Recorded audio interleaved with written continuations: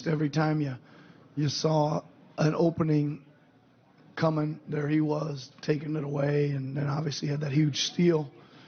And I think we had back-to-back shot clock violations, and that was getting ready to be a third one, and he got to it just in the nick of time. So he played a lot of minutes. I think he played the whole second half, and he was great down the stretch defensively. Go to Ryan on your left, Coach.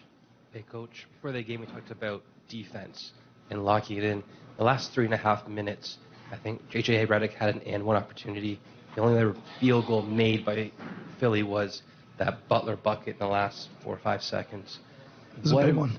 Yeah, but the defense, what impressed you about your defense over the last 4 minutes? Well, I mean, we just were doing it all, right? We were pressuring the ball. We were corralling the right guys for a split second with two. We were either rotating or hustling back to our own. So it wasn't, just because we put two on the ball, it didn't mean something was automatically open.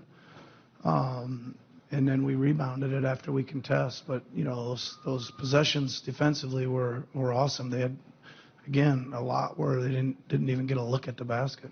I'll go to Bruce on your right here, Coach. Nick, right here. Bruce Arthur from the Toronto Star. That last play, was it basically give Kawhi the ball at the top and let him try to create as he kind of did in Game 4? Yeah, that's it. We run Kyle off there first as the first option, and then Kawhi loops under there and gets it at the top, and then it's his call from there what to do. We've seen that one a few times this year. Again, not sure he's made that exact shot. He's probably taken it 4 or 5 times, but balanced out again a little bit. I think he missed a couple of those along the way this season, that exact same play and similar shot. So it's good that the balancing scales were there tonight. To Dave, down front near your left. Dave Frenneman, ESPN. Nick, what's it been like for you to coach Kawhi Leonard this first year, and what have you seen from him as the stakes have gotten higher and higher in the playoffs? Well, first of all, what it's been like to coach him, he's I'm sure I have along the line had a more attentive player, probably one of my walk-ons on one of the college teams I coached that was paying attention. But he's it's amazing to me that he's, whether we're in the huddle or in the locker room or in the film room, he's always locked in on what the coaching staff is saying. And I think that is a interesting thing about him, right? He's very coachable. He's focused and pays attention. So I think that's a pretty big statement to say that. But then again, when you get to his play here in the playoffs, it's been at an elite level, right? I mean, determined level. And tonight I thought he was awesome at both ends. And that's again, I think, his uniqueness. Not only can he get you 30, right, and then anywhere upwards from that, but there's moments when he can just decide you're not scoring either, or I'm going to take it from you, or something like that. And I think that's a pretty amazing thing. We'll go to Sopan. Hey, Coach, Sopan Deb with the New York Times. I was wondering, there's been a lot made in recent years of the Raptors' lack of postseason success. What does this win mean for the franchise as a whole? I mean, listen, the most important thing is that this team is still playing, and I think there's still room for growth with this team, right? I've mentioned it a few times here during both these playoff series that I thought we played a very, very good, hot Orlando team, and if we get through, it'd make us better. And this was a very, very good team with unbelievable offensive firepower, size, talent, and we obviously, hopefully, grew or are continuing to grow through advancing through this series. So that's what's most important to me. Again, I don't think the past has really anything to do with this team. I know it's always there for historical data, and we need to compare and stuff, but I don't or won't or can't. All I really care about now is these guys enjoying this for a few hours tonight and then getting their game faces locked back in to prepare for the next round. To John on your left there, Coach. Nick, here, Sean Woodley, Raptors HQ. Serge Ibaka tonight, 29 minutes. You shortened the rotation down to 7. You played crunch time. What did you think of Serge's game tonight? Well, he was obviously really big out there, right? He had a couple offensive putbacks. He rebounded. He was rim protecting. I'm not sure if he blocked any shots or not, but he was maybe altering a few, and he grabbed a few rebounds.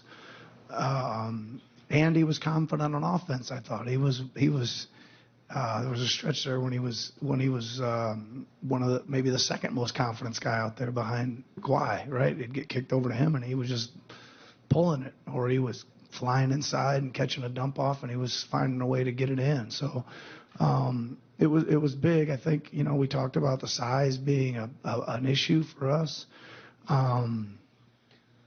I liked the look of that lineup.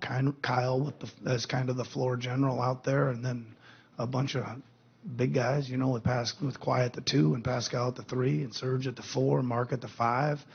And it didn't seem to cause us too many problems on the defensive end, especially. It was excellent. The offense was a little, I keep saying the same thing, a little out of rhythm and not shot-makey enough. But obviously that lineup brought it home for the last 70 minutes of the game.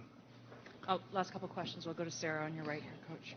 Hi, Nick. Sarah Todd, Philadelphia Inquirer. Yesterday we talked a lot about how much rebounding was going to impact this game. Can you just speak about the team's offensive rebounding effort especially, and how big it was just in the last few minutes, too? You talked about a couple of Surge's putbacks.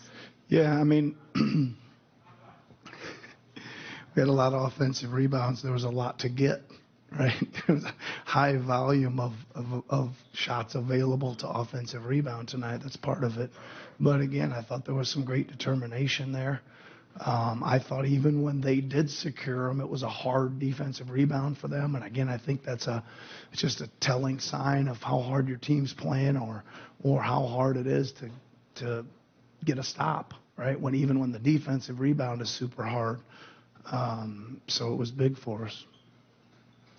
To Ian, Coach, on your right there. Hey, Coach. Ian Harrison, Associated Press. It's no secret what you're going to see in Milwaukee, but I imagine you may have been keeping one eye on them throughout the playoffs. What have you seen, and what do you expect in this upcoming series? Well, it's a totally different style than we've just been through in our last 2 series, right? These were set play teams. Pretty methodical in offense. They're going to come down and look at things and run some post-ups and, run stuff for their certain guys. And not to say Milwaukee doesn't do some of that too, but they'd much rather spread the floor, give it to a guy and put their head down and take it to the rim and put it in the rim. And if you send help, they're going to fire it out and they're going to shoot a ton of threes. So it's a little different style that we're going to see. We're going to have to adjust to that really quickly, obviously. We have to forget about how happy we are pretty quickly, because it's a hungry team. It's a very deep team, very good team. We're going to have to, like I said, we're going to have to continue to grow, and we're going to have to play better. Thanks very much, everyone. Thank you.